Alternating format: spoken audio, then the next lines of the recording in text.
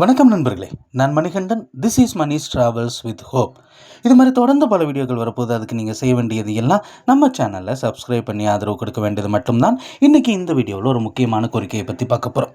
இப்போது மேற்கு மண்டலம் அப்படின்னு எடுத்துக்கிட்டால் அதில் கோயம்புத்தூர் ரொம்பவும் முக்கியமான ஒரு பகுதி. அது மட்டும் இல்லாமல் இப்போ மேட்டுப்பாளையம் சுற்றுலாவை மேம்படுத்தக்கூடிய ஒரு இடமாக இருக்கிறது. நம்ம ஊட்டிக்கு போகணுன்னா நிச்சயமாக நம்ம வந்து சேரக்கூடிய இடம் மேட்டுப்பாளையம். அதே நேரத்தில் அதிகப்படியான மக்கள் அந்த பகுதியில், அதாவது கோவை, மேட்டுப்பாளையம் இந்த பகுதிகளில் இருந்து செல்லக்கூடிய இடம் அப்படின்னு பார்த்தோம்னா கேரளாவுக்கு அதிகப்படியான மக்கள் சென்று வருவதை நம்மளால் பார்க்க முடியுது.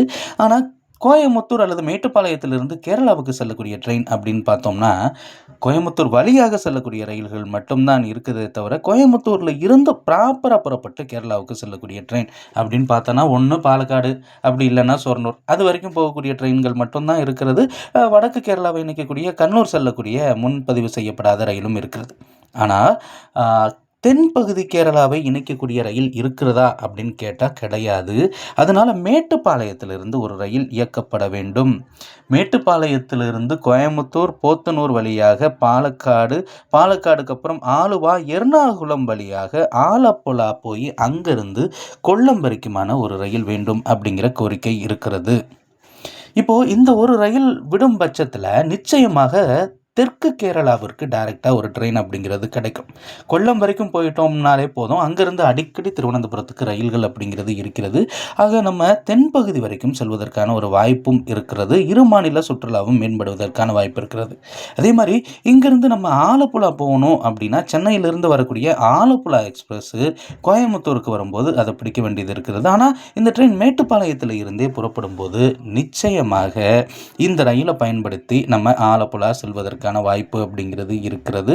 அது மட்டும் இல்லாமல் சபரிமலை சீசனுக்கும் நல்ல ஒரு ரயில் கனெக்டிங் அப்படிங்கிறது கிடைக்கும்.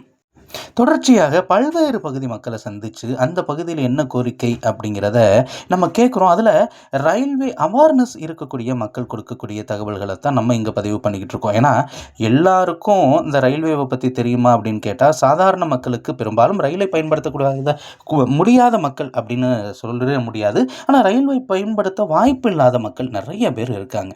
அவங்களுக்கும் அவேர்னஸ் கொடுக்கணும் அப்படிங்கிறது தான் நம்முடைய நோக்கம். ஆனால் இந்த கோரிக்கைகள் எல்லாமே முழுக்க முழுக்க ரயில்வேவை பற்றி தெரிந்தவர்கள் சொல்லக்கூடிய கோரிக்கையை தான் இங்கே நம்ம பதிவு பண்ணிகிட்ருக்கோம்.